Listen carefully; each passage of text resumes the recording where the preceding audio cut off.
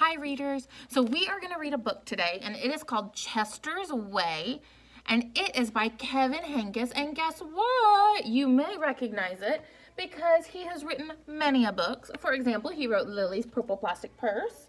He wrote Lily's Big Day. He's also written Sheila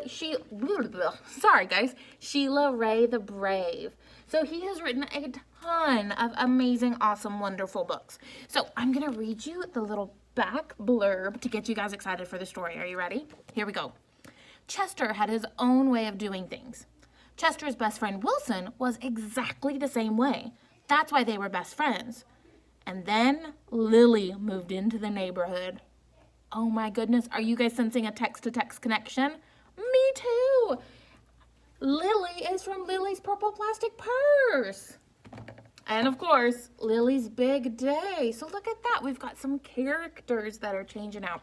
So here we go. We've got Chester's Way.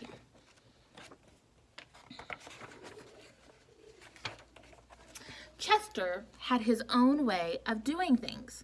You can see right here his little blurb. It says, "Hello, my name is Chester. I like croquet and peanut butter and making my bed." He always cut his sandwiches diagonally. He always got out of bed on the same side. And he never left the house without double knotting his shoes. Chester always had the same things for breakfast: toast with jam and peanut butter. And he always carried a miniature first aid kit in his back pocket, just in case. "You definitely have a mind of your own," said Chester's mother. "That's one way to put it," said Chester's father. Do you guys have anything that is your own that you really like to do? Maybe there's something you really like to eat for snack, or a stuffed animal that you always have to sleep with. Is there something like that for you? Chester's best friend Wilson was exactly the same way. That's why they were best friends.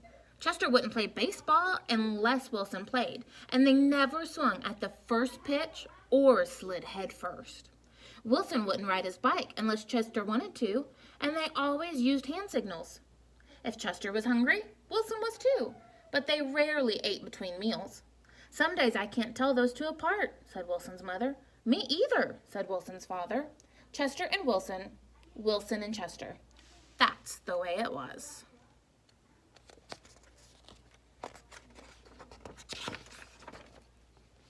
They loved to go on picnics. Once when Wilson accidentally swallowed a watermelon seed and cried because he was afraid that a watermelon plant would grow inside of him, Chester swallowed one too.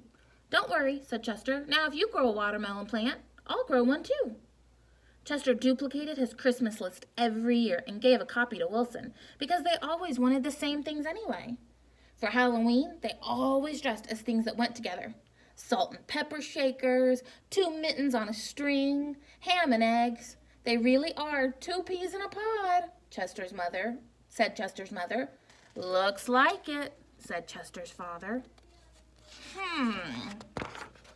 We know from the back that Lily is going to move into the neighborhood.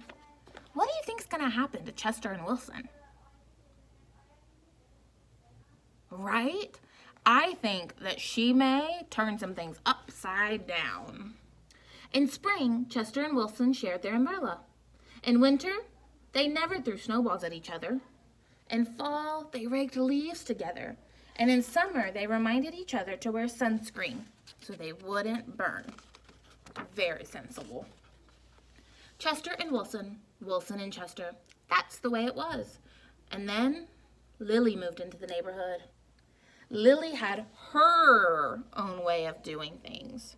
"I'm Lily, I am the queen, I like everything." She wore band-aids all over her arms and legs to look brave. She talked backwards to herself sometimes so no one would know what she was saying. And she never left the house without one of her nifty disguises. Lily waved at all the cars that passed by, even if she didn't know who was in them. And she always carried a loaded squirt gun in her back pocket, just in case. "She definitely has a mind of her own," said Chester. "That's one way to put it," said Wilson. When Lily asked Chester and Wilson to play, they said they were busy. When she called them up on the phone, they disguised their voices and said they weren't home. If Lily was walking on one side of the street, Chester and Wilson crossed to the other and hid. "She's something else," said Chester. "Looks like it," said Wilson. One day, while Chester and Wilson were practicing their hand signals, some older boys rode by, popping wheelies. They circled Chester and Wilson and yelled personal remarks. Chester and Wilson didn't know what to do. Just when they were about to give up hope, a fierce-looking cat with horrible fangs jumped out of the bushes and frightened the older boys. "Oh no! Are you who I think you are?" Chester asked the cat. "Of course," the cat replied. "Who do you think it is?" "Thank you, Lily," said Chester. "You're welcome, Chester," said Lily. "Thank you, Lily," said Wilson. "You're welcome, Wilson," said Lily. "I'm glad you were wearing a disguise," said Chester. "And I'm glad you had your squirt gun," said Wilson. "I always do," said Lily, "just in case." Afterwards, Chester invited Lily over for lunch. "You have a muscle mouse cup," said Lily. "Of course," said Chester. "I do too," said Lily. "Same here," said Wilson. Chester and Wilson cut their sandwiches diagonally. Lily asked Chester's mother if she had a cookie cutters, and she made stars and flowers and bells. "That's neat," said Chester. "Wow," said Wilson. Sounds like Chester and Wilson are having a change of heart. What do you think? Yeah, maybe they're looking at Lily a little differently now that she's helped them out.